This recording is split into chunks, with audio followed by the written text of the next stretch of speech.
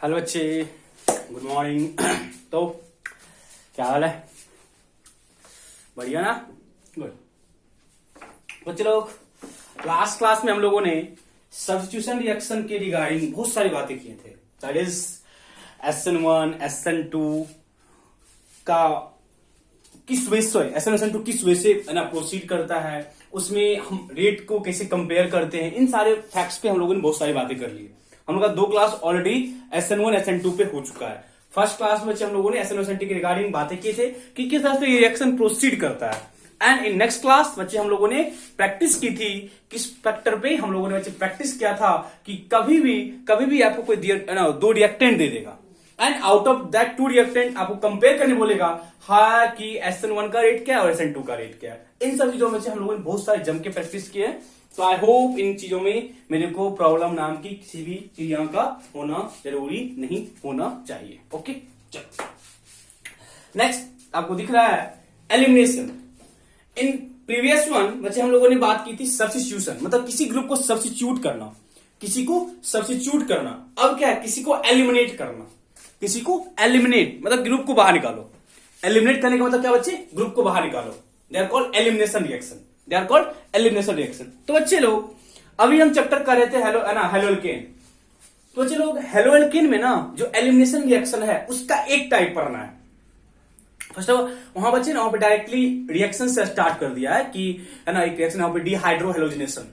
Directly वो reaction NCERT में given है, बट उस चीजों को समझने के लिए हमें पता करना पड़ेगा वो किसके अंडर लाई कर रहा है। जैसे बच्चे हम लोगों ने बात की थी SN1 SN2। तो आप बोलोगे सर उसके रिगार्डिंग रिएक्शन कहाँ किए, तो हम आपको फील कराएंगे कि उसके रिगार्डिंग रिएक्शन हम कहाँ किए थे। यदि आपको याद होगा तो हम लोगों ने जो रिएक्शन किया था अल्कोहल से हेलोल्केन का बनना with the presence of HCl, याद है? वो रिएक्शन SN1 का एग्जांपल होता है। पता होगा बच्चे ओके, वहां पे कार्बोकेटन बन रहा था, कार्बोकेटन रीअरेंज करता है, देन मेरे को फाइनल प्रोडक्ट फॉर्म होता है, फाइनल प्रोडक्ट फॉर्म होता है। अभी हम और बातें करेंगे अल्कोहल चैप्टर में, जहां पे आपको SN1 SN2 E1 और E2 का बहुत सारे एग्जांपल्स मिलने वाले हैं। तो बेसिकली बच्चे ये होता है ना कि जो एलिमिनेशन रिएक्शन है उसका एक रिएक्शन आप लोगों को हेलोल्केन चैप्टर में दे दिया है और एक रिएक्शन आप लोगों को अल्कोहल चैप्टर में दिया हुआ है। एक रिएक्शन कहां पे दिया हुआ, अल्कोहल में, एक कहां पे, हेलोल्केन में। तो हम कोशिश करते हैं कि फर्स्ट ऑफ ऑल एलिमिनेशन की कॉन्सेप्ट को स्टडी करें and after concept of elimination reaction हम लोग मूव कर जाएंगे कि ये रिएक्शन आपके सिलेबस के अकॉर्डिंग किस तरीके से हम कराएंगे। तो हम दोनों को यहां पे करा देंगे, E1 और E2 किस वजह से प्रोसीड करता है। तो हेलोल्केन चैप्टर में ना आपको E2 रिएक्शन का मैकेनिज्म दिया हुआ है। इस चैप्टर में आपको E2 रिएक्शन का मैकेनिज्म दिया हुआ है और पिछले वाले चैप्टर में मतलब कि आगे चैप्टर में अल्कोहल वाले चैप्टर में मेरे को E1 रिएक्शन का प्रोसेस करना है।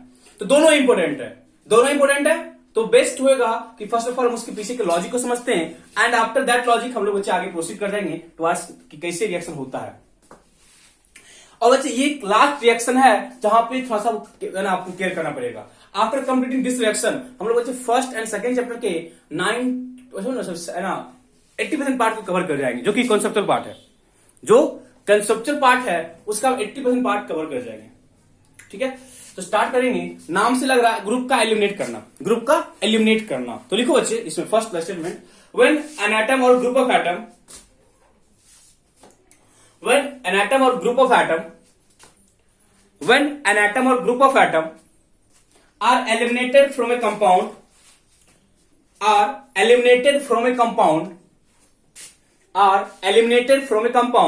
during reaction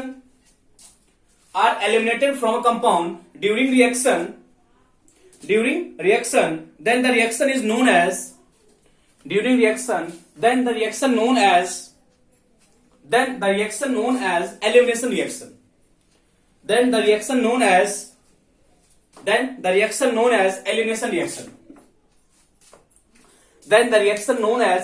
reaction. मतलब ग्रुप एलिमिनेट कर गया, ग्रुप या ग्रुप ऑफ एटम क्या करता है, एलिमिनेट कर जाता है। बात करेंगे कैसे आप है ना एटम की बात करो, जैसे आप ग्रुप ऑफ एटम की बात करो, कब ग्रुप ऑफ एटम एलिमिनेट होता है, कब कोई एक स्पेसिफिक एटम एलिमिनेट होता है। हम इन चीजों के बारे में डिस्कशन करेंगे, बात की बात है। ठीक है, that is it is reverse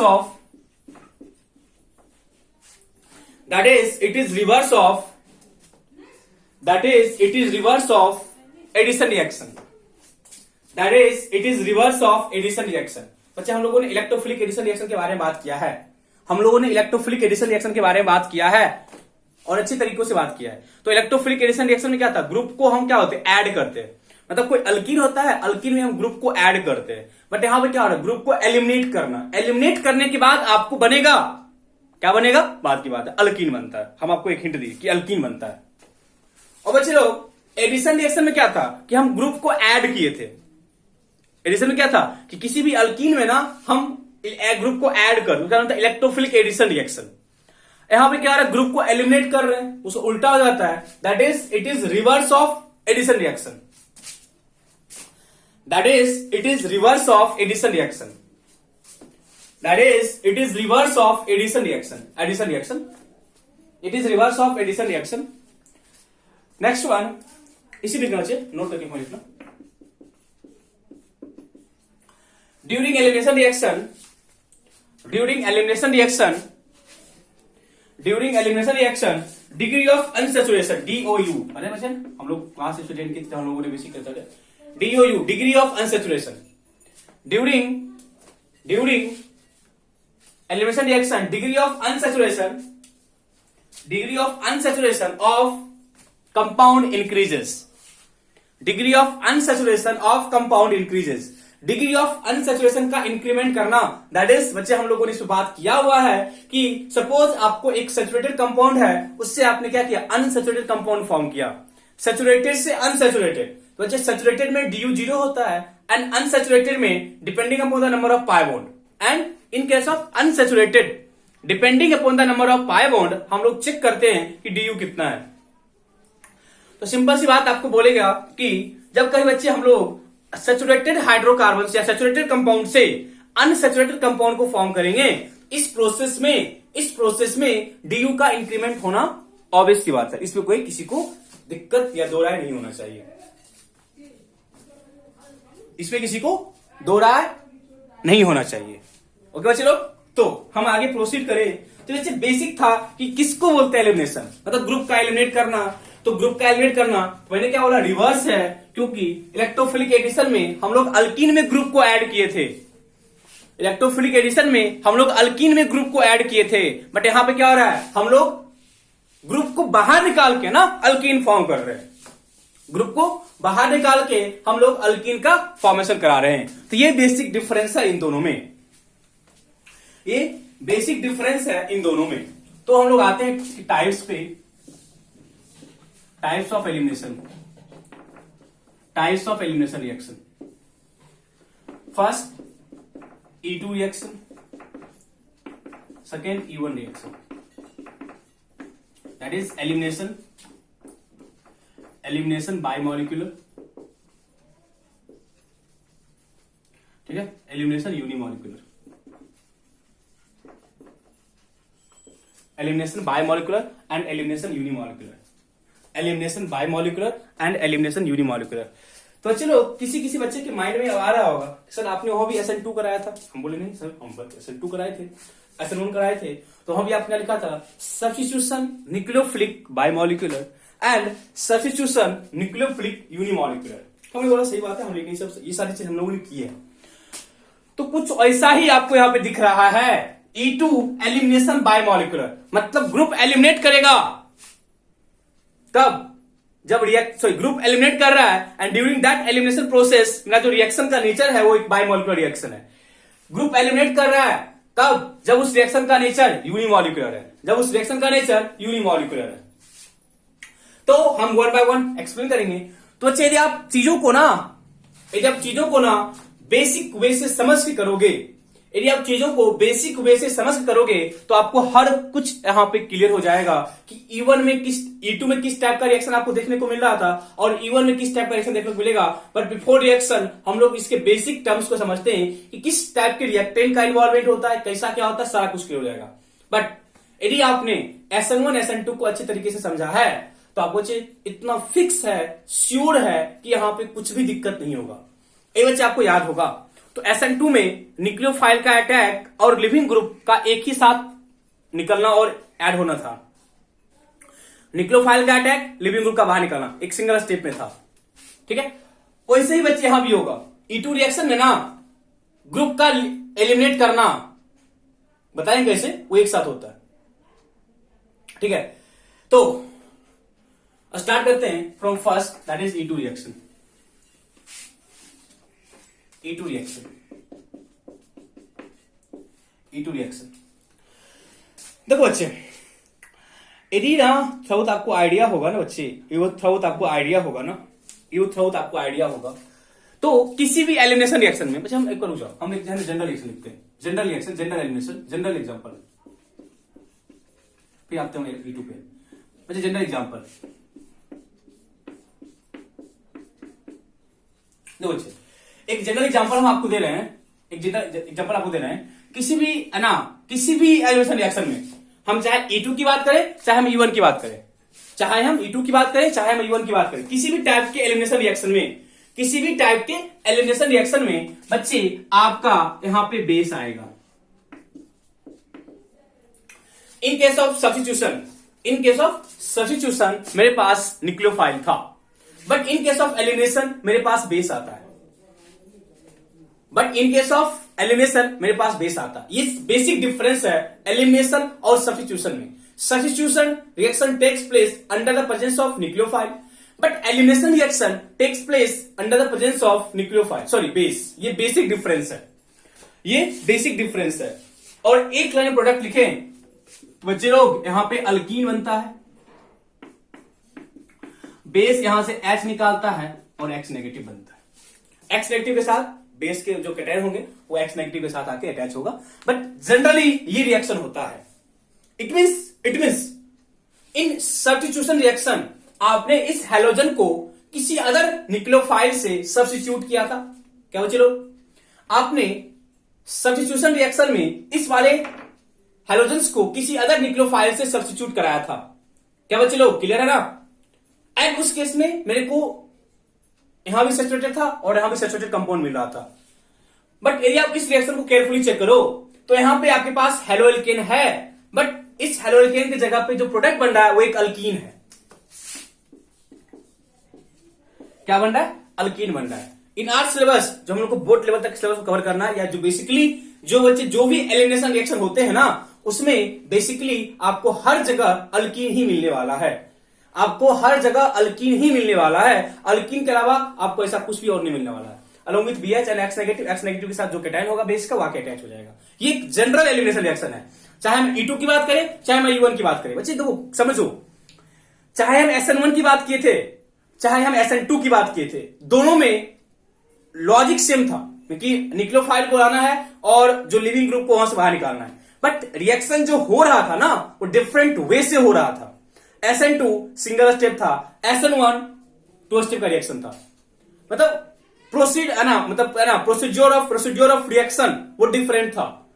but ultimately जो लॉजिक था, लॉजिक में क्या था कि वहां भी न्यूक्लियोफाइल था, ग्रुप को सब्स्टिट्यूट कर रहा था। तो यहां बच्चे सेम ही होगा, यहां भी बेस आएगा और बेस क्या करेगा, यहां से H+ को बाहर निकाल के BH फॉर्म कर लेगा, और मेरे को in the place of haloalkane या in the place of reactant आपको अल्कीन मिलना है।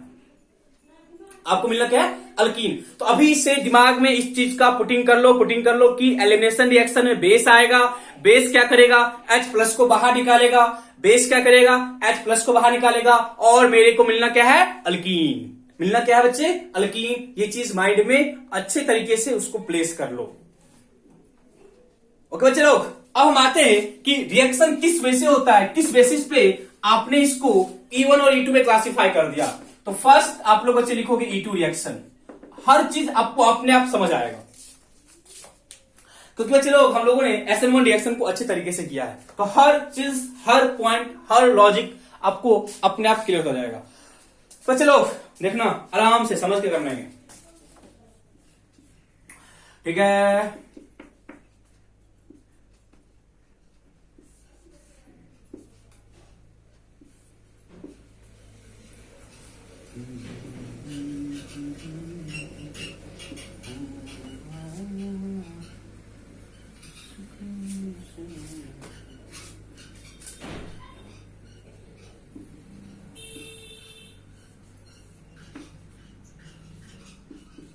दो सबस्ट्रेट चेक करो।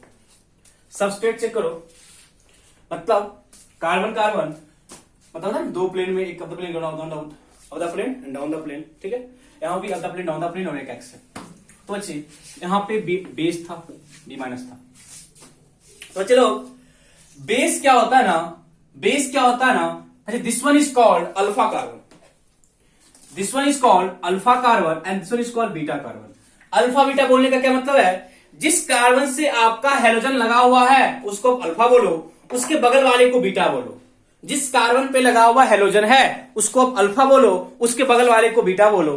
तो बेस क्या करता है ना बच्चे लोग, बेस क्या करता है ना, बी नेगेटिव यहां पे आके इसको बाहर निकलना चाहता है, इसको बाहर निकालना चाहता है। जब बच्चे बाहर जाएगा इस बॉन्ड का शिफ्टिंग इधर होगा, तो वहां से H प्लस को बाहर निकालेगा, नोट H प्लस का बाहर निकालना, क्योंकि बेस H प्लस के साथ बॉन्ड फॉर्म करता है, वो H के साथ बॉन्ड फॉर्म नहीं करता बच्चे लोग, बेस H प्लस के साथ बॉन्ड फॉर्म करता है और अल्टीमेटली इस ग्रुप को बाहर जाना पड़ेगा। तो बच्चे लोग क्या दिख रहा है, बेस आया, उसने एसिडिक H प्लस को बाहर निकाला, H प्लस को बाहर निकाला, तो बच्चे H प्लस को बाहर निकाला, एट द सेम टाइम इस बॉन्ड ने इधर शिफ्ट मार लिया, जब इस बॉन्ड ने इधर शिफ्ट मार लिया, एट द सेम टाइम इसने X को बाहर निकाल दिया, एट द सेम टाइम इसने X को बाहर निकाल दिया। इट मींस ये सारा प्रोसेस एक ही स्टेप में हो रहा है, ये सारा का सारा प्रोसेस एक ही स्टेप में हो रहा है। कहने का ये मतलब है बच्चे लोग, कहने का ये मतलब है कि हमने ये बोला कि बेस का H प्लस को बाहर निकालना और लिविंग ग्रुप का बाहर निकालना एक सिंगल स्टेप में हो रहा है। बेस का H प्लस को बाहर निकालना और लिविंग ग्रुप का बाहर निकालना एक ही स्टेप में हो रहा है, जैसा कि SN2 में हुआ था, न्यूक्लियोफाइल का अटैक और लिविंग ग्रुप का बाहर निकलना एक ही स्टेप में था। एग्जैक्टली सेम ही लॉजिक है, एग्जैक्टली सेम ही लॉजिक है। तो बच्चे लोग हम बोलेंगे कि कुछ टाइम के लिए यहां पे बनेगा TS, that is transition state, समझना।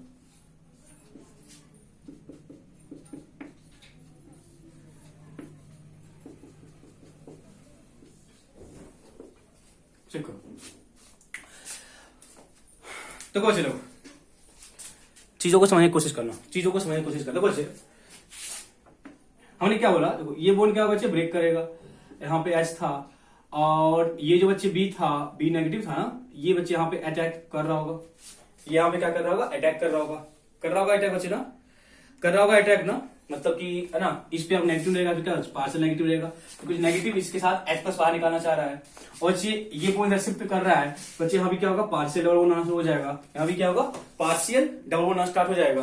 और बच्चे यहाँ से X प्लस बाहर निकाल रहा है, तो बच्चे यहाँ से X प्लस बाहर निकल रहा है, तो यहाँ क्या होगा, पार्शियल नेगेटिव आएगा, यहाँ भी क्या होगा, पार्शियल नेगेटिव आएगा। एंड मतलब कि bond formation and bond breaking एक ही स्टेप में हो रहा है, therefore this is called transition state, this is called transition state, this is called transition state and ultimately मेरा X बाहर निकल जाएगा, मेरा X क्या होगा बच्चे, बाहर निकल जाएगा और ये जो बेस है उसने H प्लस को बाहर निकाल लेना है। अल्टीमेटली मेरे पास बच्चे अल्कीन मिलना है, अल्टीमेटली हम लोग को मिलना क्या है बच्चे, अल्कीन मिलना है और साथ में आपका X माइनस और BH मिलना है, साथ में आपका BH मिलना है और X नेगेटिव मिलना है। तो अच्छी लॉजिक यहाँ पे कुछ भी नहीं है, लॉजिक में क्या बोलो अच्छी, एलिमिनेशन हो रहा है तो ग्रुप का अटैच होना और ग्रुप का बाहर निकलना साथ होगा, दैट इज बेस आएगा। बेस क्या किया, बीटा वाले कार्बन से H प्लस को बाहर निकालना स्टार्ट किया और H प्लस का जो बॉन्ड था इधर शिफ्ट करना स्टार्ट किया टुवार्ड्स अल्फा कार्बन, ये चीज याद है, टुवार्ड्स अल्फा कार्बन हो रहा है और at the same time X बाहर निकल रहा है, तो बीच में TS मिला, that is the state where bond formation and bond breaking both takes place simultaneously. Ultimately आपका X माइनस बाहर निकल गया और BH बाहर निकल गया और अल्टीमेटली मेरे को जो प्रोडक्ट मिला वो एक अल्कीन है, वो क्या है, एक अल्कीन है। तो आप इसको SN2 से कंपेयर करा सकते हो, आप ना इसको SN2 से कंपेयर करा सकते हो। आप इन चीजों को लिखो, तो जो मैंने यहाँ पे पॉइंट किया है उसको हम एज स्टेटमेंट दिखाते हैं। ठीक है बच्चे, एक्चुअली नोट करिए डायग्राम अच्छे तरीके से, जो हम यहाँ पे रिएक्शन लिख रहे हैं, एरो का साइन कैसे है सारा कुछ अच्छे से लिखो, बस लिखो, ठीक ना। The B minus that is base, the B minus does not attack at the most acidic hydrogen, the B minus does not attack on does not attack on most acidic hydrogen,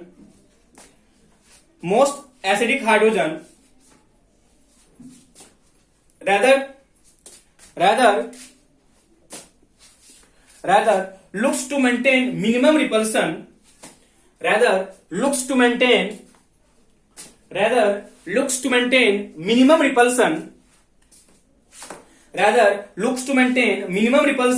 from the living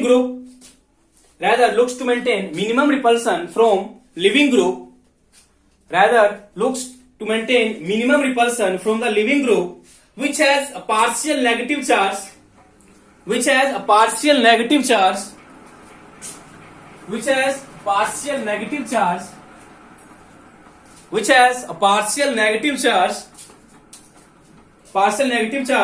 by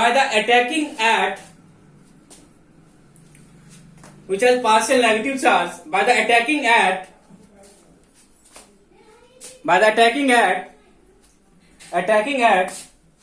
attacking at the hydrogen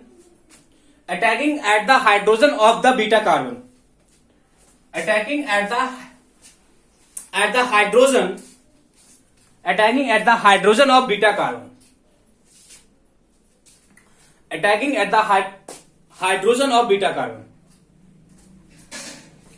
through this process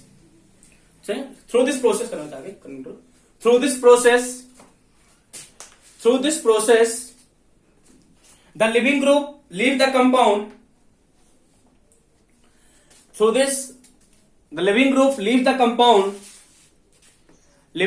leave the compound, and H is taken by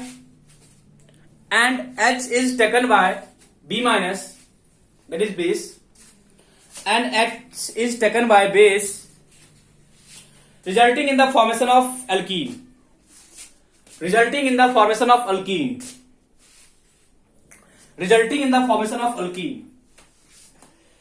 तो चलो यहां पे जो point बोला कि most acidic H को लेना कोई बहुत बड़ी बात नहीं है। ये एक्स लगा हुआ था, मतलब इस कार्बन से जो लगा हुआ एच होगा एसिडिक एच होगा, मोस्ट एसिडिक एच होगा। बट ये ऐसा नहीं कि मोस्ट बेस है तो क्या बोलो बेस है तो वहां से जो कंपाउंड है उसमें जो मोस्ट एसिडिक हाइड्रोजन उसको बाहर निकालेगा। बट रेदर देन ये बीटा कार्बन से एच को निकालता है, और जो बीटा कार्बन से एच निकालता है बच्चे in such way that it feels minimum repulsion, या जो लिविंग ग्रुप है वो मिनिमम रिपल्सन को फील करे। बच्चे मिनिमम रिपल्सन का मतलब क्या है कि एच का ऐसे बच्चे है ना, जैसे ये प्लेन है, सपोज ये है ना प्लेन है, इस प्लेन में सपोज एच बच्चे यहाँ इस ऊपर लगा हुआ है और एक्स यहाँ पे नीचे लगा होगा, मतलब एक्स का प्लेन अलग है और एक्स का प्लेन अलग है। क्यों ऐसा होता है? ताकि बच्चे बेस और एक्स में रिपल्सन ना हो जाए। रिपल्सन को मिनिमाइज करने के लिए हम लोग दोनों का अटैक अलग अलग प्लेन से कराते हैं, तो मोस्ट एसिडिक एच को बाहर निकालने से बेटर है कि आप बेस का अटैक उस साइड से कराओ इन सच ए वे लिविंग ग्रुप के साथ इसका रिपल्सन मिनिमम हो जाए, इन सच ए वे दैट लिविंग ग्रुप के साथ इसका जो रिपल्सन है बच्चे वो मिनिमम हो जाए। देयरफॉर हमने क्या बच्चे देखो तो अब नहीं कि ये इधर से इसको अटैक कर रहा है और एक्स इधर से बाहर जा रहा है, ये इधर से बाहर जा रहा है और इधर बाहर जा रहा है, दोनों का प्लेन डिफरेंट है।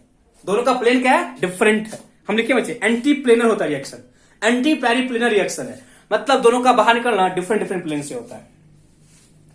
एंड अल्टीमेटली क्या किया, ये जो बेस था उसने एच को बाहर निकाल लिया और लिविंग ग्रुप बाहर निकल गया, resulting in the formation of alkyne. बच्चे चेक करना आपको दिस कहीं पे डाउट है? ओके बच्चे, तो टिल नाउ हम लोगों ने बेसिक एलिमेंट्री देखा कि E2 में कैसे होता है। बच्चे हम प्रॉपर्टी देखेंगे जैसा कि हम लोगों ने SN2 रिएक्शन में देखा था।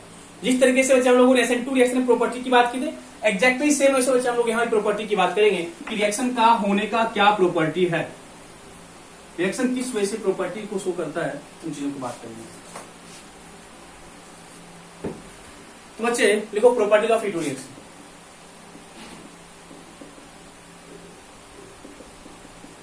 Properties of E2 reaction, properties of E2 reaction का फर्स्ट पॉइंट कहीं कोई दिक्कत होगा तो बोलना। First one step mechanism, first point one step mechanism,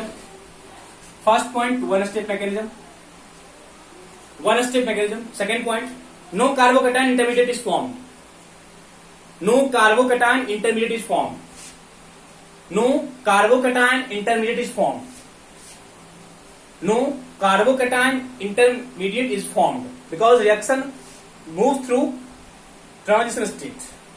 बच्चे SN2 में भी कार्बोकैटायन नहीं था, यहां भी कार्बोकैटायन नहीं है। Next one, no rearrangement is possible, no rearrangement is possible, no rearrangement is possible, no rearrangement is possible, no rearrangement is possible, no rearrangement is possible. Third point हो गया। फोर्थ पॉइंट, transition state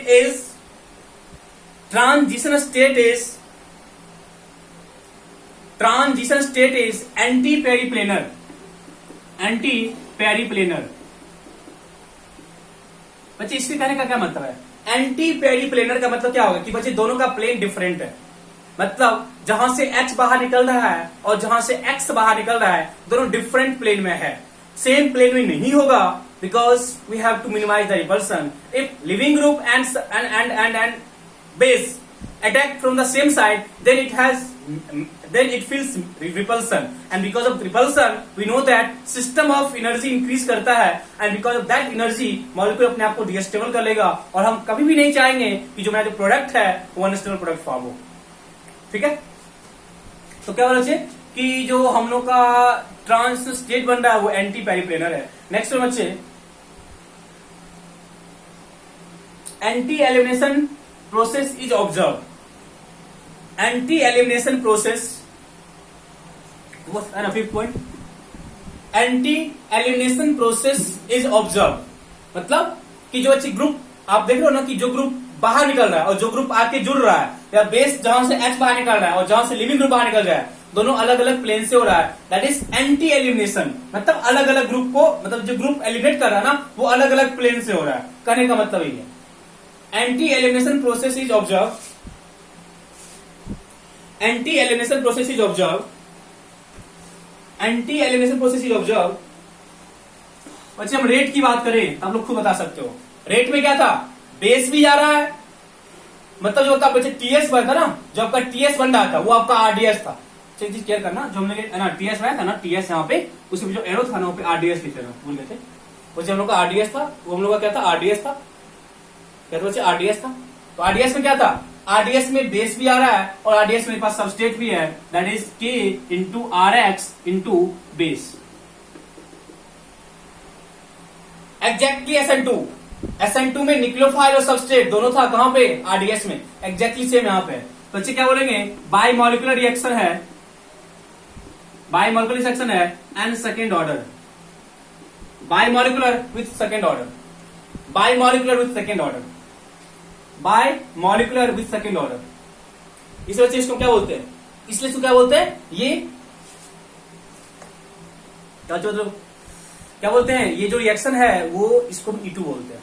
क्या बोलते हैं, इसको E2 बोलते हैं। आगे लिखना, next point, isotopic effect, kinetic isotopic effect is observe, kinetic isotopic effect is observe because, kinetic isotopic effect is observe because breaking of H, that is breaking of CH bond, that is breaking of CH bond involves in rate determining state, that is RDS.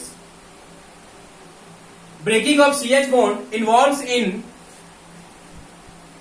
breaking of CH bond involves in RDS, breaking of CH bond involves in RDS, breaking of bond is involved, breaking of CH bond is involved in RDS। बच्चे CH के case में rate ज्यादा होगा as compare to CD, as compare to CT, ये बोलेगा ना, तो CH के केस में रेट ज्यादा होता है, तो CH का जो बॉन्ड स्ट्रेंथ है वो कम होता है as compare to D, as compare to T, as compare to D, as compare to T। ठीक है, तो ये चीज क्लियर करना बच्चे ले हो। बट SN2 में आपको आइसोटोपिक इफेक्ट ऑब्जर्व नहीं करना पड़ा था, याद है, SN2 में ना हम लोग को आइसोटोपिक इफेक्ट ऑब्जर्व नहीं करना पड़ता, तो वहां पे न्यूक्लियोफाइल आके अटैक करता था, लिविंग ग्रुप बाहर जा रहा था, वहां पे किसी भी H का ब्रेकिंग नहीं था। ये चीज क्या करना, हमने इस चीज के क्वेश्चन भी प्रैक्टिस किए थे। Next one, reaction is exothermic in nature, sorry endothermic, not exothermic. Reaction is endothermic in nature. Reaction is endothermic in nature because in complete reaction is endothermic in nature because complete reaction involves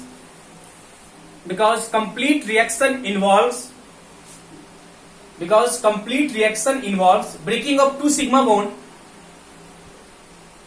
Because complete reaction involves breaking of two sigma bond. तो लिखना bracket में endothermic. Bond को break करने में energy की requirement होती है, that is endothermic. Complete reaction involves breaking of two sigma bond. Bracket में क्या लिखा है? Endothermic. And formation of one pi bond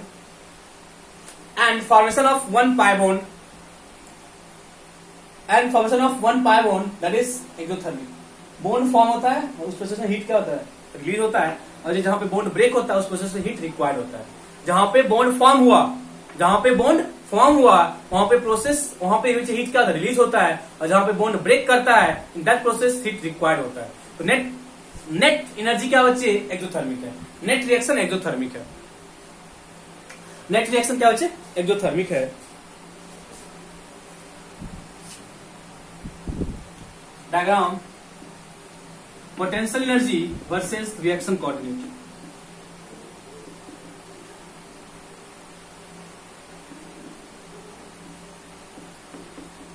यहाँ पे रिएक्टेंट है, प्रोडक्ट. प्रोसेस एक्सोथर्मिक है ना.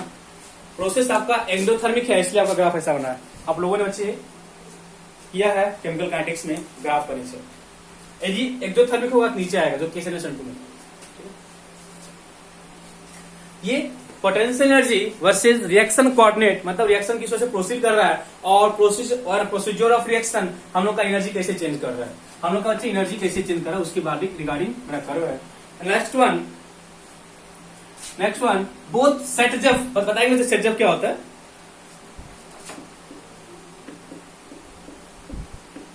Both Saytzeff and Hofmann. Both Sedgwick and Hoffman HOF. Both Sedgwick and Hoffman alkene. Both Sedgwick and Hoffman alkene are formed. Both Sedgwick and Hoffman alkene are formed. Both Sedgwick and Hoffman alkene are formed, but both Sedgwick and Hoffman alkene are formed, but Hoffman alkene, sorry, but Sedgwick alkene dominates over. But Sedgwick alkene dominates over Hoffman alkene. इसके regarding बात करेंगे हम लोग reaction पे आएंगे, तब अभी बात नहीं करेंगे. अभी बस इसकी प्रॉपर्टी पढ़ रहे हैं तो प्रॉपर्टीज में अभी इसके बाद हम इसको एक्सप्लेन नहीं करेंगे. जब हम लोग प्रोडक्ट फॉर्म करेंगे ना उसके बताएंगे कि किस तरह which one is Hoffman and which one is Sedgwick alkene. ठीक है, which one is Hoffman and which one is Sedgwick alkene, उसकी रिगार्डिंग बात करेंगे हम बाद में. तो बच्चे these are the some common properties of E2 reaction. Starting from first, that is reaction proceed through transition, no carbocation, no rearrangement, bimolecular second order. Graph का nature reaction endothermic है. क्यों है? क्योंकि दो बोन का ब्रेकिंग था, one bone का formation था. These are the some facts regarding E2 reaction. तो ये आप चीजों को कंपेयर करने की कोशिश करोगे तो लगेगा ये रिएक्शन एग्जैक्टली सेम वे से प्रोसीड कर रहा है जिस वजह से SN2 रिएक्शन प्रोसीड किया था. बट कुछ फैक्ट्स अलग अलग हो जाएंगे, हम उसके रिगार्डिंग बात करेंगे. बट अभी तक जो फैक्ट्स हम लोगों ने बात की है उसमें SN2 रिएक्शन हम लोग का एक्सोथर्मिक था, ये एंडोथर्मिक है. इन SN2 रिएक्शन हम लोगों ने आइसोटोपिक इफेक्ट ऑब्जर्व नहीं किया था, बट बच्चे हम लोग यहाँ पे आइसोटोपिक इफेक्ट ऑब्जर्व कर रहे हैं. बिकॉज SN2 में कभी भी बोन ब्रेकिंग का कॉन्सेप्ट यूज नहीं करना था, बट यहाँ पे दो बोन ब्रेक कर रहा है. सॉरी, वहां पे CH बोन का ब्रेकिंग नहीं था, बट इससे CH बोन का ब्रेकिंग है जो कि इन्वॉल्व है RDS में. ज्यादा some facts regarding E2 reaction. तो बच्चे अब हम कुछ बात करेंगे E1 रिएक्शन की रिगार्डिंग. तो आपने उसको भी कंपेयर कर लेना है E2 रिएक्शन E1 के साथ, सॉरी SN1 के साथ. चलो up to this I think किसी पॉइंट डाउट नहीं होना चाहिए, किसी भी पॉइंट में डाउट नहीं होना चाहिए. तो लिखो E2 रिएक्शन, E1 रिएक्शन या E1 मैकेनिज्म जो बात है, देखो कैसे प्रोसीड करता है. रिएक्शन किस वजह से प्रोसीड करता है. तो बहुत दीजिए, जैसा कि आपको वहां पे था एक्स है, फर्स्ट स्टेप एक्स बाहर निकल जाएगा, फर्स्ट स्टेप लिविंग ग्रुप बाहर निकल जाएगा, फर्स्ट स्टेप लिविंग ग्रुप बाहर निकल जाएगा, और ये इस रिएक्शन का आरडीएस होगा, और ये इस रिएक्शन का आरडीएस होगा।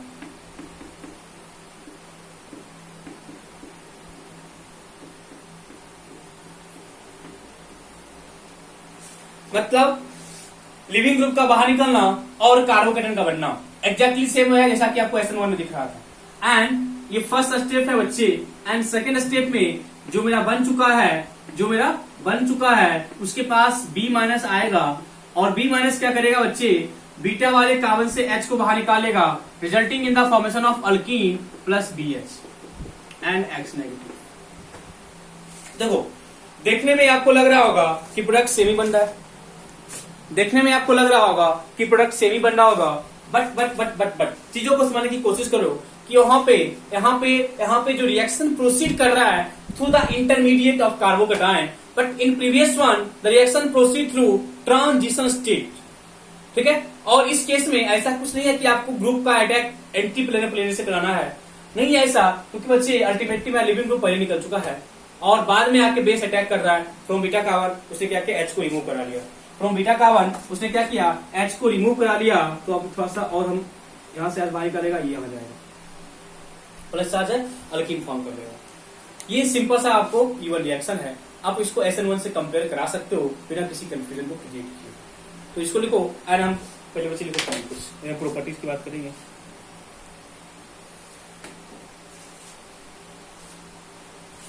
ठीक ना,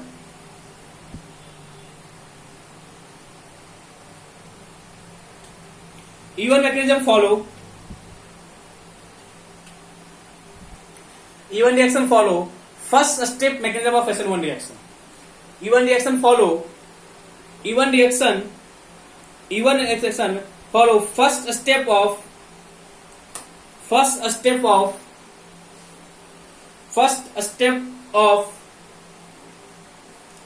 even reaction follow first step of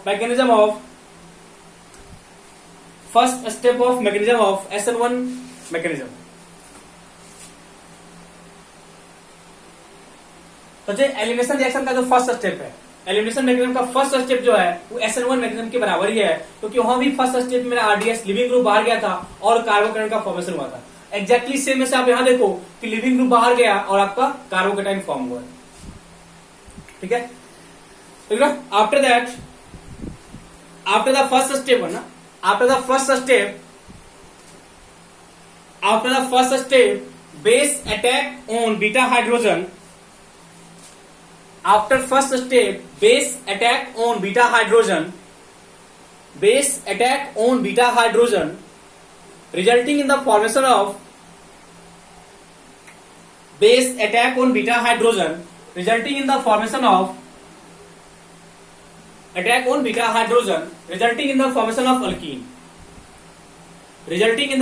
alkyne. तो आपको देखने से लग रहा होगा कि कैसा क्या चल रहा है, आपको हर चीज क्लियर होना चाहिए, हर चीज आपको अच्छे यहाँ पे क्लियर होना चाहिए कि रिएक्शन किस तरह से प्रोसीड कर रहा है। बच्चे फर्स्ट स्टेप कैसा, सेकंड स्टेप कैसा, आपको हर चीज का आइडिया है। नेक्स्ट बच्चे, if alkenes are form in during this, if alkene can, form तो बच्चे हो ही रहा है, फॉर्म तो ही रहा ना, लिख रहा, if alkene can show geometrical isomerism,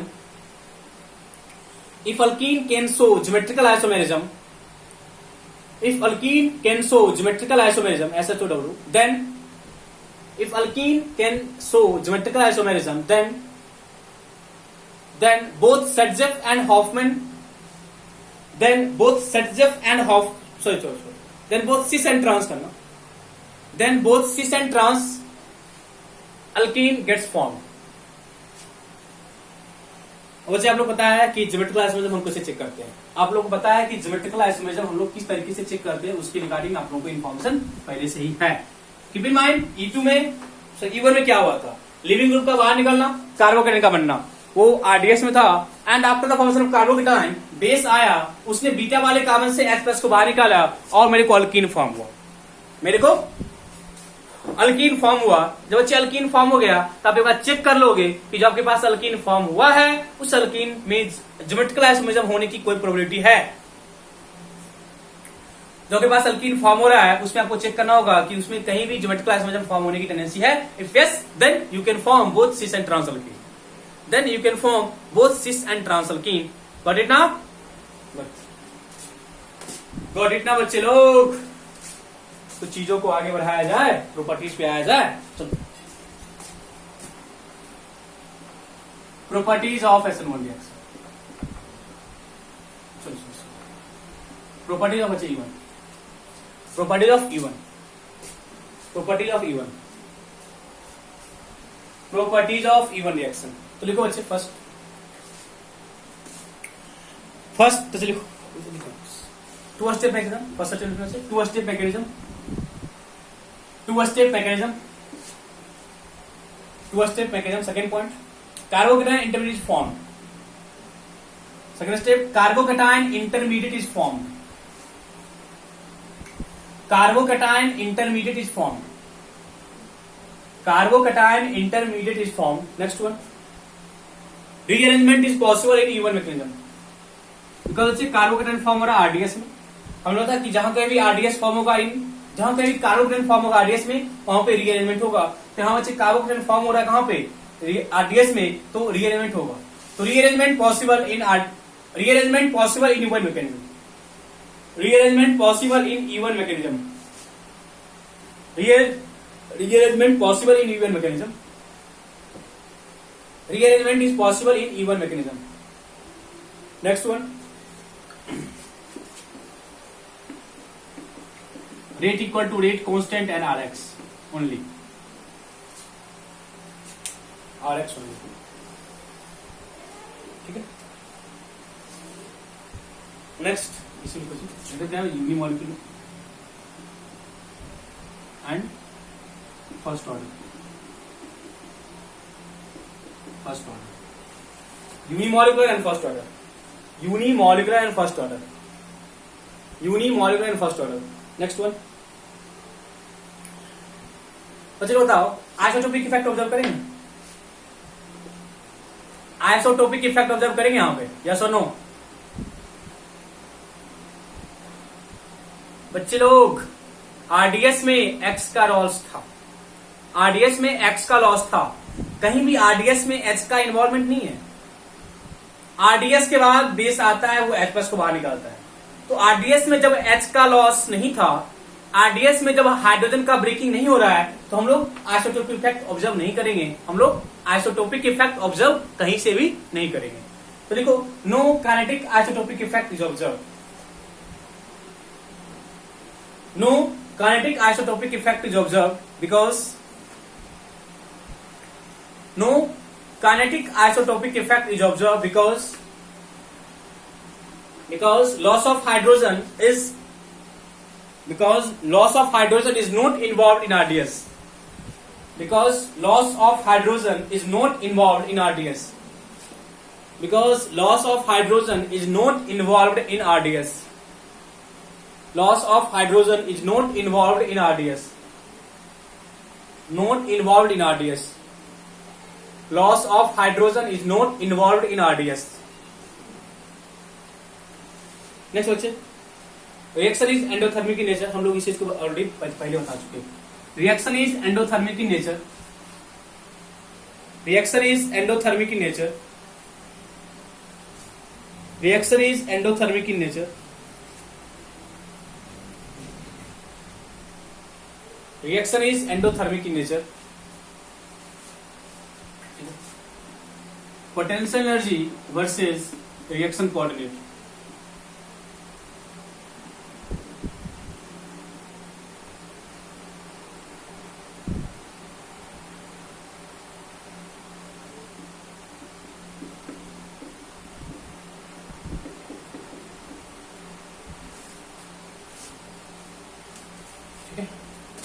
जो कि SN1 में था, जैसा कि आपका SN1 में था।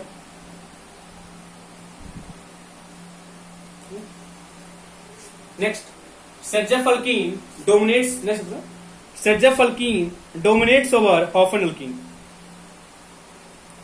सेटजेफल्कीन डोमिनेट्स ओवर हॉफन अल्कीन। ठीक है, ये कुछ टर्म्स थे प्रॉपर्टी जो कि हम SN1 में किए थे, SN2 में किए थे, वैसे ही हम E2 में किए, A1 में किए। तो किसी भी पॉइंट में आई थिंक हम लोग को दिक्कत नाम की चीज नहीं होनी चाहिए, क्योंकि हम लोगों ने बच्चे बेसिक्स क्लियर है। हम लोग SN1 SN2 में बच्चे हम लोगों ने अपने बेसिक्स को कंप्लीट कर लिया था। जब लोग SN1 SN2 में अपने बेसिक्स को कंप्लीट कर लिया है तो आई होप यहाँ पे हम लोग को किसी तरह का दिक्कत नहीं होनी चाहिए। चलो ठीक है, तो हम लोग आते हैं बच्चे अब फैक्टर्स पे कि फैक्टर्स कैसे E1 और E2 को बच्चे हम कंपेयर करेंगे फैक्टर्स के थ्रू। अच्छा हम साथ करेंगे, एक एक साथ ही करेंगे E1 और E2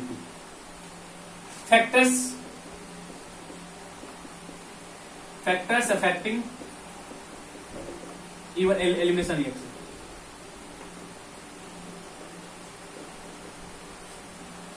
factors affecting elimination reaction, factors affecting elimination reaction में बच्चे फर्स्ट फैक्टर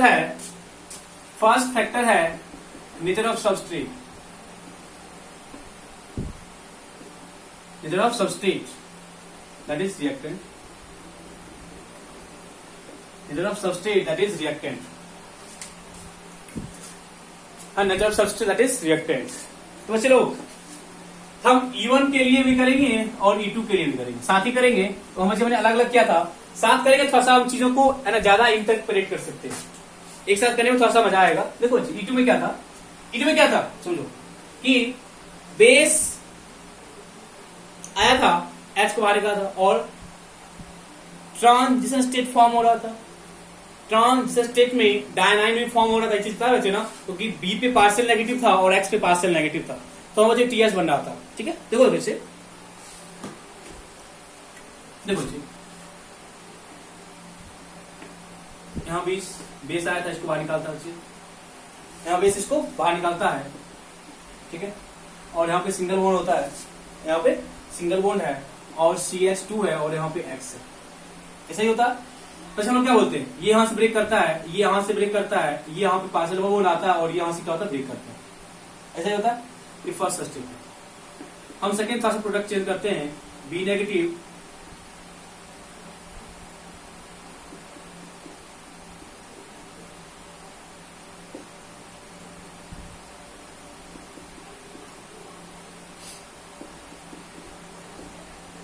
देखो ऐसा ही कुछ है ना।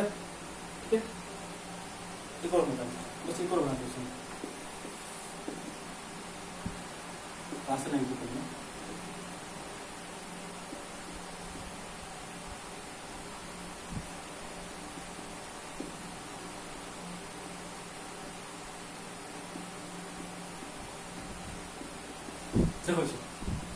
हमने 3 सबस्टेट दिया है। फर्स्ट सबस्टेट में CH2 है, सेकेंड मैंने क्या बच्चे एक में H लगाया और मैंने नेक्स्ट में क्या किया 2 H लगा दिया। तो अच्छा हमको कंपेयर करना है, रेट कंपेयर करना है कि रेट हम लोग कैसे कंपेयर करेंगे।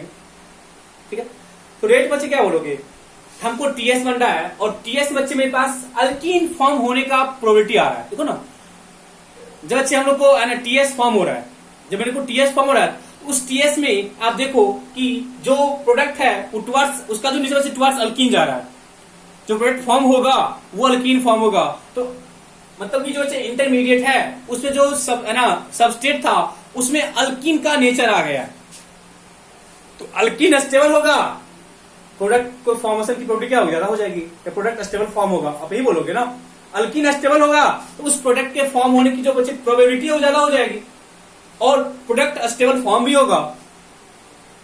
प्रोडक्ट क्या होगा, स्टेबल फॉर्म भी होगा। तो अच्छा आप लिखो, पहले इसको लिखो, फिर मैं लिखा रहा हूं इस तरह से बना। तो यहां बच्चा अल्टीमेटली प्रोडक्ट क्या फॉर्म होगा, CH2 डबल बॉन्ड CH2, यहां क्या होगा CH3 देखो, ये बच्चे ना यहां बच्चे क्या होगा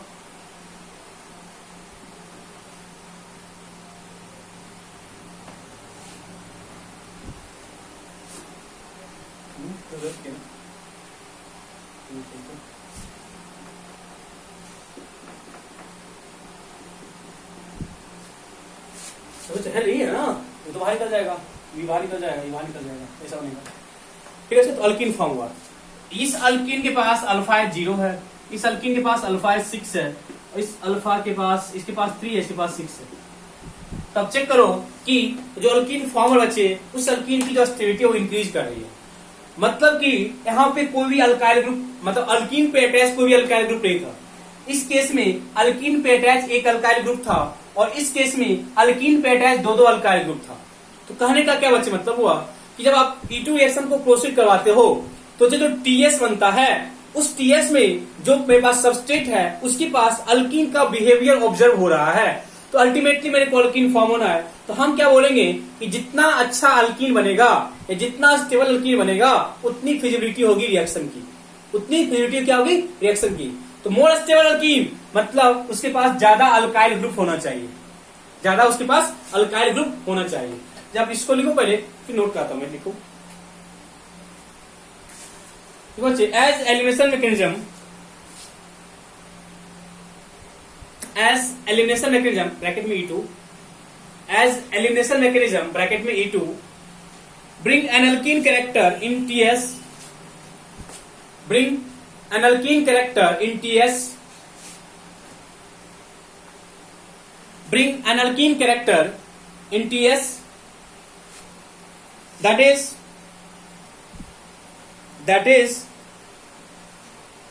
the rate of reaction will be higher, that is the rate of reaction will be higher if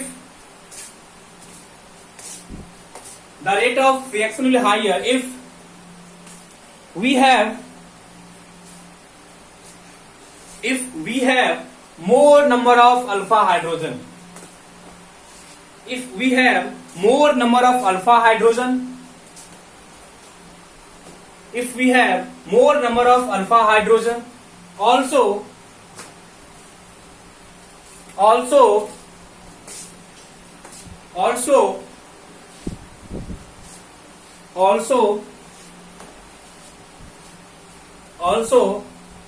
more alkylated, alkene, also more alkylated alkene, also more alkylated alkene, more alkylated alkene favors E2 reaction, more alkylated alkene favors E2 reaction। वैसे more alkylated का मतलब क्या है, जहां पे alkyl group ज्यादा लगा हो, कुछ अल्काइल ग्रुप ज्यादा लगा होगा अल्कीन पे तो अल्फा ज्यादा होगा, अल्फा ज्यादा होगा तो रेट ऑफ रिएक्शन की जो फिजिबिलिटी है क्या होगी, ज्यादा होगी। रेट ऑफ रिएक्शन की वजह जो फिजिबिलिटी है वो ज्यादा हो जाएगी। तो चलो यदि हम थोड़ा सा इसमें और कोशिश करें समझने की, तो अच्छा हम लोग समझने की कोशिश करते हैं। तो अच्छा आप ये बोल सकते हो ना, देखो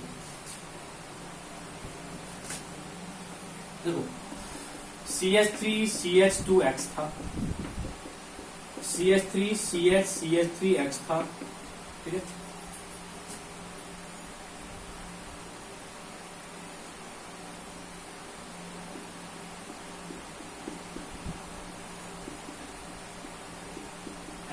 चलो ठीक है, चलो ये अल्फा कार्बन, ये बीटा कार्बन, चेक कर।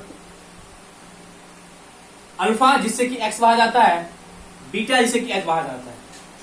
अल्फा कार्बन, बीटा कार्बन, ये बीटा, इसको क्या फर्क पड़ता है? अल्फा से एक्स बाहर गया, बीटा से एच बाहर गया। अल्फा कार्बन और बीटा कार्बन, अल्फा से एक्स बाहर गया और बीटा से एच बाहर जाएगा और अल्कीन बनेगा। तो यहाँ पे अल्कीन क्या बनेगा, CH2 है ना, यहां से आप H बाहर कर दो और यहां से आप X बाहर करो और यहां से H बाहर करो, CH2 बोलोगे। यहां पे क्या बोलोगे, यहां पे अल्फा, यहां बीटा, क्या बोलोगे, CH3CH2, चेक कर। यहां पे क्या बोलोगे, अल्फा बीटा, CH3CH2। बच्चे यहां पे इस अल्कीन के पास अल्फा 0 है, इस अल्कीन के पास अल्फा 3 है एंड इस अल्कीन के पास अल्फा 6 है। इस अल्कीन का नेचर 1 डिग्री हैलाइड था, चेक करो, ये 1 डिग्री हैलाइड है। और बच्चे ये मेरे पास 2 डिग्री हैलाइड है एंड ये मेरे पास 3 डिग्री हैलाइड है, चेक करो। बच्चे लोग हैलाइड का डिग्री चेक करो, हैलाइड का डिग्री चेक करो, हैलाइड का डिग्री चेक करो। हैलाइड के डिग्री को चेक करने के बाद आपको लग रहा है कि जो 3 डिग्री हैलाइड था, जो 3 डिग्री हैलाइड था उसका अल्कीन क्या है, मोर स्टेबल है।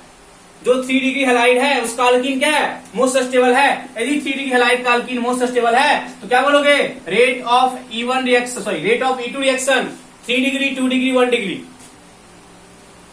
3 डिग्री 2 डिग्री 1 डिग्री। बच्चे कहने का ये मतलब है कि SN2 रिएक्शन में रिएक्शन का मतलब सबस्ट्रेट का ऑर्डर क्या था बच्चे, SN2 में क्या था, सबस्ट्रेट का ऑर्डर 1 2 3 था। सबस्ट्रेट का ऑर्डर क्या था, 1 2 3 था। बट यहाँ पे क्या है, सबस्ट्रेट का ऑर्डर 3 2 1 है। बिकॉज लॉजिक पे हम लोग काम किए। लॉजिक ये बोल रहा है कि आपको अल्कीन फॉर्म करना है। अल्कीन कैसे फॉर्म बच्चे, लॉजिक याद रखना, अल्फा वाले कार्बन से X बाहर जाता है और बीटा वाले से H बाहर जाता है। तो बीटा वाले बाहर से बच्चे H गया तो आप H वहां से हटाओ जहां पे हमें को अल्कीन ज्यादा स्टेबल मिलता है, अल्कीन ज्यादा स्टेबल मिलता है। एक चीज देखो बच्चे, हम लोग थोड़ा सा एलिमेंट्री आइडिया आपको दे देते हैं सेटजेफ और हॉफमैन अल्कीन का। देखो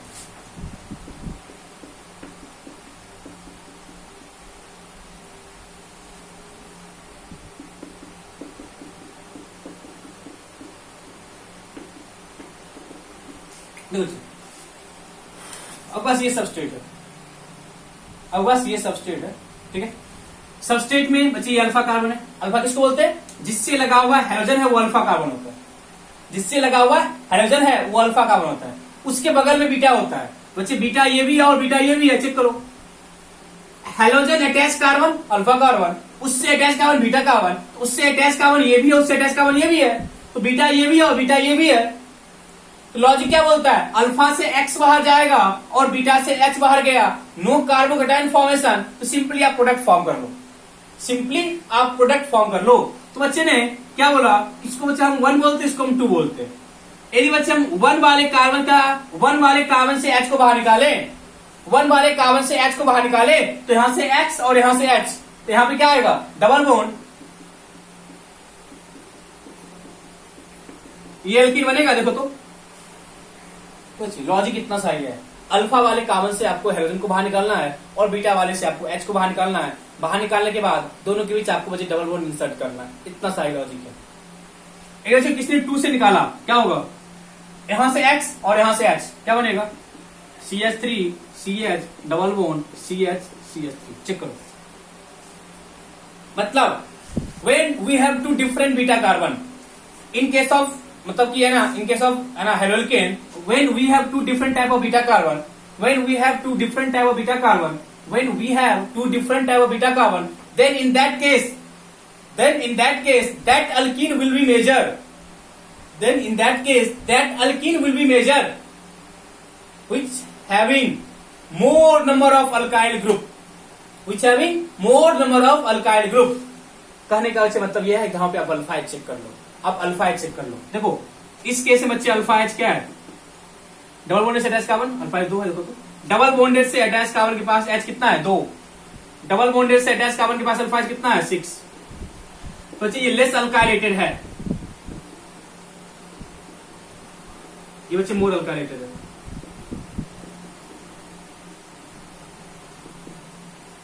चेक करो, लेस अल्काइलेटेड एंड मोर अल्काइलेटेड। बच्चे क्या बोला कि जब आपके पास पॉसिबिलिटी है कि आप 2 डिफरेंट कार्बन से H को रिमूव कर सकते हो, आपके पास पॉसिबिलिटी है कि आप 2 डिफरेंट कार्बन से H को बाहर निकाल सकते हो, then prefer that location which gives more alkylated alkene, which gives more alkylated alkene, which gives more alkylated, because more alkylated के पास मेरे पास अल्फा H भी ज्यादा आ रहा है, दैट इज ये मोर स्टेबल होगा। And this is called Setzeff product.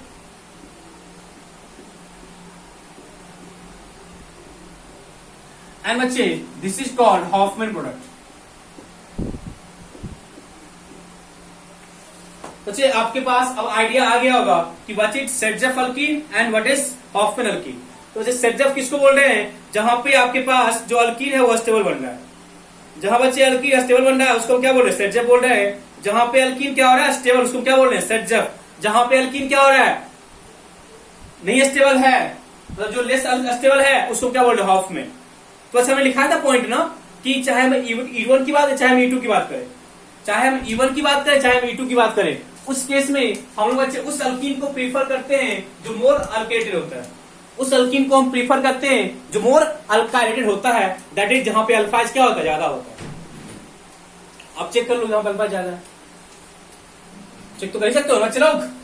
ये कब होगा, when we have two different beta carbon. लिखी लो पॉइंट को, देखो बच्चे, when we have two different beta carbon, when we have two different beta carbon, when we have two different beta carbon, then that alkene will be measured, then that alkene will be measured which form, then that alkene will be measured which form, then that alkene will be measured which form more alkylated product,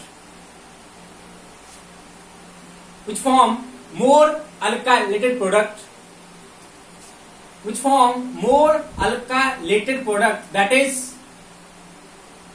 more stable alkene, that is more stable alkene. This rule is called Sergev rule, and this rule is called Sergev rule. और बच्चे जो आपका product form होगा उसको आप Sergev product बोलोगे, जो आपका प्रोडक्ट फॉर्म होगा उसको आप Sergev प्रोडक्ट बोलोगे। और बच्चे ये रूल है, ये Sergev रूल है। और हॉफमैन बच्चे कौन होगा, जो माइनर होगा। आप इस एग्जाम्पल को यदि अच्छे तरीके से लिख लेते हो तो आई होप आपको दिक्कत नहीं होगा, आई होप आपको दिक्कत नहीं होगा। तो बच्चे लोग E2 रिएक्शन की बात की हम, E2 में जो प्रोडक्ट फॉर्मेशन है वो 3 डिग्री हाइट का ज्यादा प्रीफर होगा, तो 3 डिग्री का मोर स्टेबल होगा, देन 2 डिग्री, देन 1 डिग्री। तो बच्चे हम लोगों ने लॉजिक देखा, हम लोगों ने लॉजिक की बात की।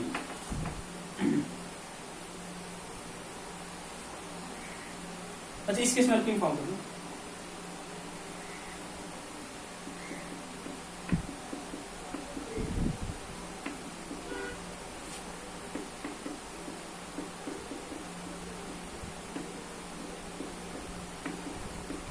बेस है तो किस वाले कारण से आप H निकालोगे कि आपको मोर स्टेबल अल्कीन मिलेगा। मतलब कि यहाँ पे मेजर प्रोडक्ट क्या होगा, एकदम E2 के अकॉर्डिंग चले तो हम लोग E2 के अकॉर्डिंग चले तो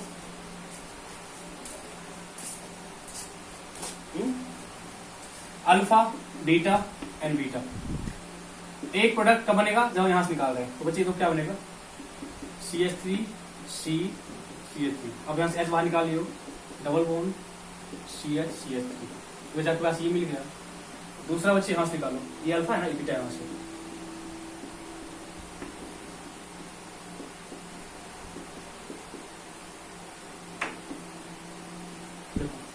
बनेगा ना, when we have two different beta carbon, then form that alkene which is more alkylated। बच्चे ये आपका Sergev प्रोडक्ट है, और ये आपका हॉफमैन। Sergev फॉर्म पे कुछ नहीं है, आप सिंपली क्या करो, आपने क्या करो, मोर स्टेबल अल्कीन फॉर्म कर दो, बाकी कुछ नहीं। जब मेरे पास दो डिफरेंट बीटा कार्बन होगा तो, जब मेरे पास दो डिफरेंट बीटा कार्बन होगा तो इन दैट केस हम लोग बच्चे ये रूल लगाते हैं, इन दैट केस हम लोग ये रूल लगाते हैं। ठीक है, मुझे क्लियर है किस तरह का अल्कीन आप फॉर्म कर रहे हो। These all are the facts regarding E2 reaction. But हम लोग अब कुछ E1 की बात करते हैं, मतलब सबस्ट्रेट का reaction in E1 reaction, substrate का रिएक्शन इन, मतलब सबस्ट्रेट इन E1 मैकेनिज्म। सब आराम से करोगे, हम सिंपल से आपको कर देते बच्चे लोग।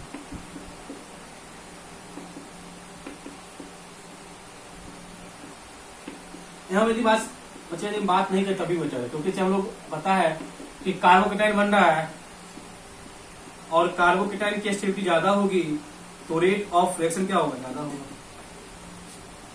तो चलो E1 में क्या था, लिविंग ग्रुप का बाहर निकलना और कार्बोकेटाइन का बनना। E1 में क्या था, लिविंग ग्रुप का बाहर निकलना और कार्बोकेटाइन का बनना। तो यहाँ पे क्या होगा, कार्बोकेटाइन CH3 CH2 पॉजिटिव, यहाँ पे CH3 CH3 पॉजिटिव, यहाँ बच्चे CH3 CH3 पॉजिटिव, ये है ना। Alpha H 6 alpha H 9 more stable intermediate more rate of reaction. अच्छा, उसके बाद बेस आएगा, H बाहर निकाल अल्कीन बनाएगा, हमको उससे कोई मतलब नहीं है, हमको सिंपली अल्कीन से मतलब नहीं है। अच्छा, हमको स्टेबल इंटरमीडिएट फॉर्म कराना है, जहां पे स्टेबल इंटरमीडिएट फॉर्म होगा उस केस में रेट ऑफ रिएक्शन क्या होगा, ज्यादा होगा। बच्चे हम लोग क्या बोलेंगे, 3 डिग्री 2 डिग्री 1 डिग्री। बच्चे आप चेक करोगे E1 और E2 में, E1 और E2 दोनों जगह जो बच्चे नेचर ऑफ सबस्ट्रेट है वो 3 डिग्री, 2 डिग्री, 1 डिग्री है। तो इस आपको लॉजिक पता है कि E1 में कैसे था और E2 में कैसे था। इस नोट करो।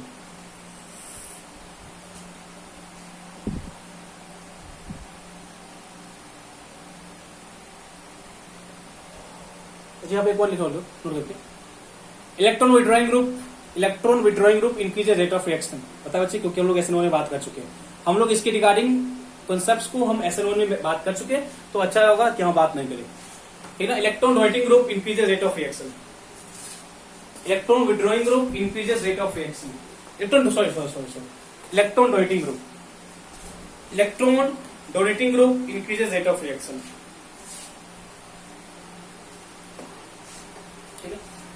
ठीक है, हम लोग का था कॉन्सेप्ट नेचर ऑफ सबस्ट्रेट का, ये हम लोग का कॉन्सेप्ट था नेचर ऑफ सबस्ट्रेट का, ठीक है। नेक्स्ट जाते हैं second, nature of leaving group.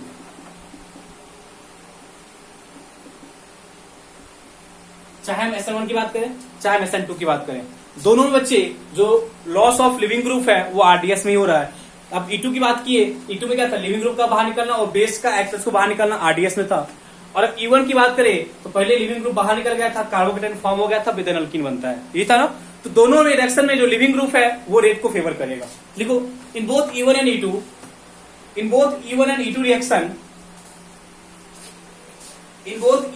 Reaction, leaving group in both E1 and E2 reaction, the loss of living group involves in RDS. The loss of living group involves in RDS.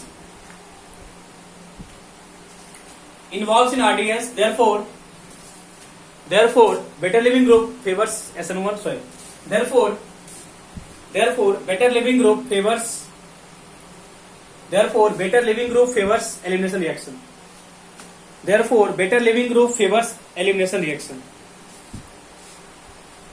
अच्छा भाई, कुछ good leaving group की बात करें, हम लोगों ने बात कर ली थी गुड लिविंग ग्रुप और bad leaving group. Good leaving group में बच्चा आपका H2O है, N2+ है, फिर नाइट्रोजन है,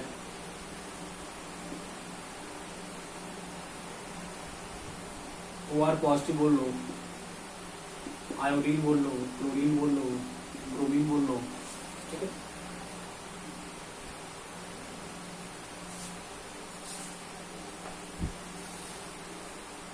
ये सब good leaving group. And bad leaving group में आपका फ्लोरीन हो गया, OH हो गया, OR हो गया, बैड लिविंग ग्रुप, ठीक है।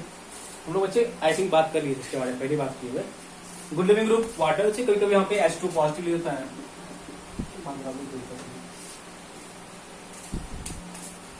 ठीक है। तो इन सब में जो एलिमिनेशन रिएक्शन है वो फेवर करेगा, और उन सब में क्या होगा, जो रिएक्शन है वो फेवर नहीं करता है। इसके बारे में बात ना करें तो बेटर है, क्योंकि हम इसके बारे में बात कर चुके हैं। Nature of base,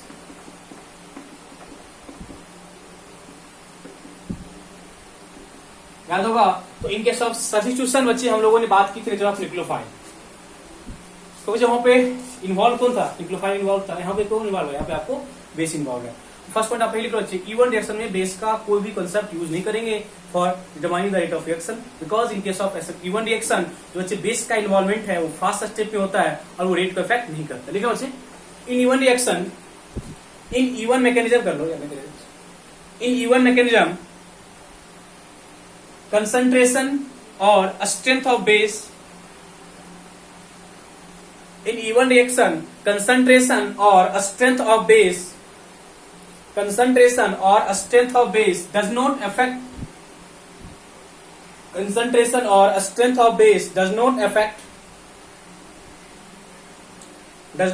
the rate of reaction,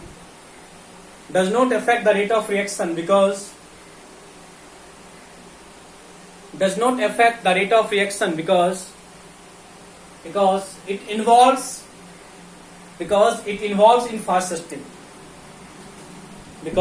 involves in fast step, बस का मतलब ज्यादा तो बात नहीं करें, क्योंकि मुझे न्यूक्लियोफाइल के रिगार्डिंग जो बात की थी ना SN2 में और SN1 में एग्जैक्टली सेम चीज यहाँ पे है। ठीक है बच्चे, but in E2 mechanism but in E2 mechanism rate equal to क्या होता है बच्चे, R X and base. But in E2 mechanism rate equal to this one, rate equal to this one, rate equal to this one. Therefore, the concentration and strength of base.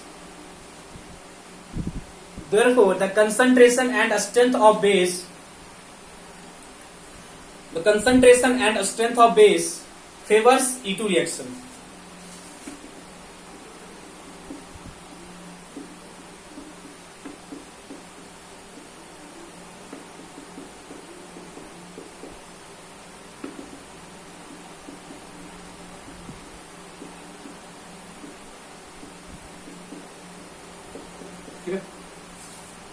Concentration of base increase करेगा, rate of iteration क्या होगा, increase करेगा, और strength of base भी increase करेगा, तो iteration का क्या होगा, रेट क्या होगा, इंक्रीज करेगा.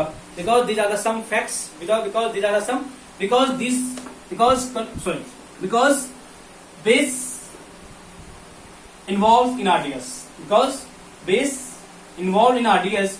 जो बच्चे रेट होगा वो बेस पे डिपेंड करेगा, और कंसंट्रेशन और स्ट्रेंथ दोनों क्या करेगा, रेट ऑफ E2 को इंक्रीज करेगा. यदि कंसंट्रेशन इंक्रीज किया या जो बेस का स्ट्रेंथ है वो इंक्रीज किया तो अच्छे रेट ऑब्वियसली क्या होगा, इंक्रीज करेगा.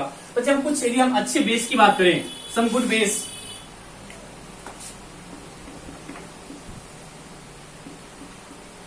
अच्छा हम लोग के जो बुक में सबसे जो इंपॉर्टेंट है वो अल्कोहलिक केवेज.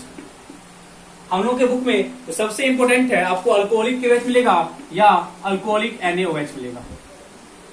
और बच्चे इससे मतलब क्या बच्चे, स्ट्रॉन्ग बेस जब भी आपको दिखेगा ना, आप E2 को फेवर करना. तो बच्चे बेस का स्ट्रॉन्ग नेचर E1 को तो कोई फर्क पड़ेगा नहीं, क्योंकि बेस स्ट्रॉन्ग हो या बेस वीक हो कोई फर्क नहीं पड़ता है. ठीक है, बेस स्ट्रॉन्ग हो या बेस वीक हो कोई फर्क नहीं पड़ता है. This is called tertiary butoxide. This is called tertiary butoxide. मतलब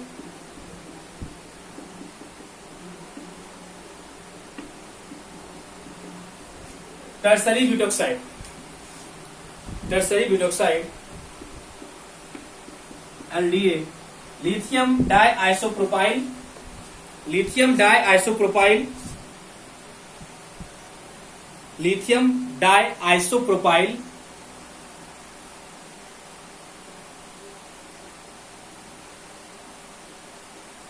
एल्यूमिनियम,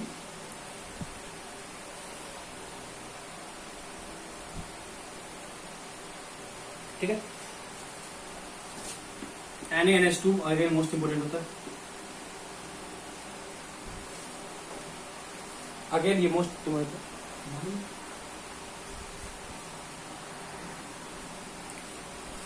ठीक है, NH2 से अच्छा वैसे तो वैसे इसका स्ट्रक्चर देखो, लिथियम डाइआइसोप्रोपाइल, इसका डाइआइसोप्रोपाइल अमाइड है,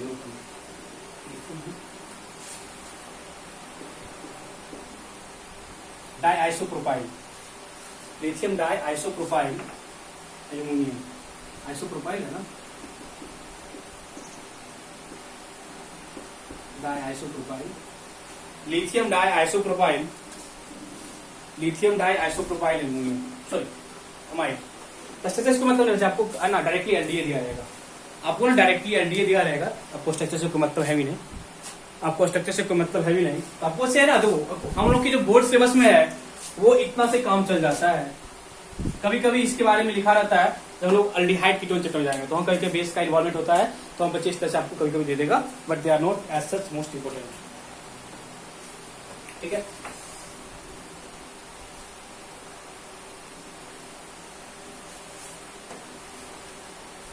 नेक्स्ट बच्चे nature of solvent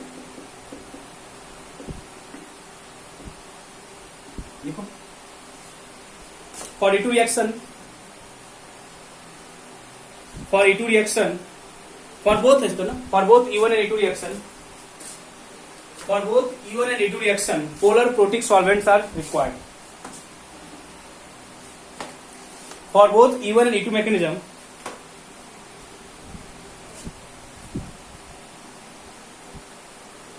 for both E1 and E2 mechanism,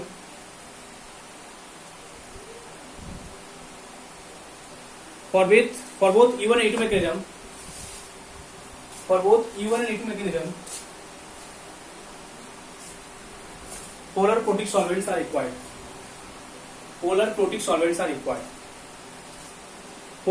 solvents are required. ठीक है. नेक्स्ट टेम्परेचर क्या बोलो बच्चे? टेम्परेचर एक बच्चे लिखते हैं. सॉल्वेंट में क्या लिखा दिया? डायनाइन था ना, यहाँ पे डायनाइन था और बेस था. डायनाइन था और क्या था? बेस था ना. चलो क्या बोले? सॉल्वेंट का देखना. सॉल्वेंट चलो पोलर प्रोटीन ही रहेगा, क्योंकि बेस था. चलो है ना. E2 के लिए ऐसा सॉल्वेंट का कोई रिक्वायरमेंट होता नहीं है, बट E1 में तो हम लोग पोलर प्रोटीन लेके चलते हैं. ठीक है. तो E1 में मेरे को कार्बोकेटाइन फॉर्म होता है, तो उसके लिए आपको पोलर प्रोटीन के लेके चलना पड़ेगा. ठीक है, वहां पे E1 पे. ठीक है. बट बाकी आप देखोगे तो E2 के लिए ऐसा कोई सॉल्वेंट का कॉन्सेप्ट यहाँ पे यूज है.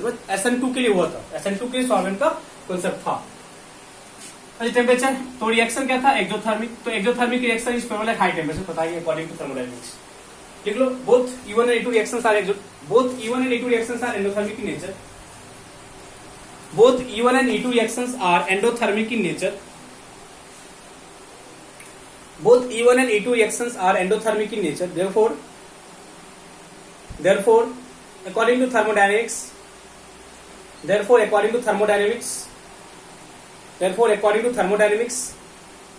high temperature is favorable for high temperature favors करो ना. Therefore, according to thermodynamics, high temperature favors elimination reaction. According to thermodynamics, high temperature favors elimination reaction.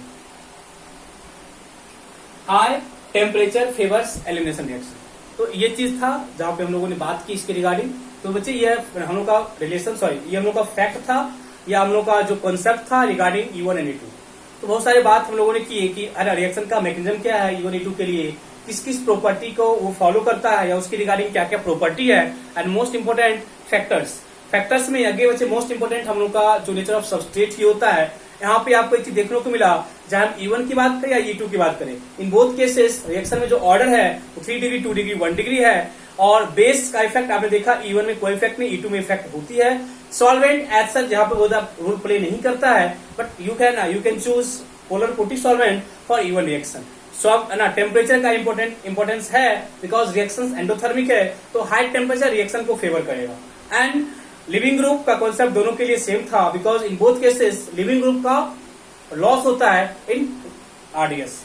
तो these are the same facts जिसके regarding हम लोगों ने बात की E1 और E2 के रिगार्डिंग. और बहुत सारी बातें हैं, मतलब रिएक्शंस को कैसे हम डील करते हैं विद E1 और E2, उसके रिगार्डिंग हम लोग बात करेंगे. But in case of haloalkane chapter हम लोग बात करेंगे E2 रिएक्शन की. But in case of alcohol जो कि हम लोग का नेक्स्ट चैप्टर है, वहां पे हम लोग बात करेंगे E1 रिएक्शन के बारे में. तो यहाँ पे इसको हम खत्म करते हैं. नेक्स्ट हम मिलेंगे कि E2 रिएक्शन को हम कैसे प्रोसीड करवाते हैं, और आई होप प्रोबेबली हम लोग नेक्स्ट क्लास में हेलोल्केन खत्म कर लेंगे, फिर हम लोग हेलोडिन स्टार्ट करेंगे. Okay, take care, bye bye, thank you.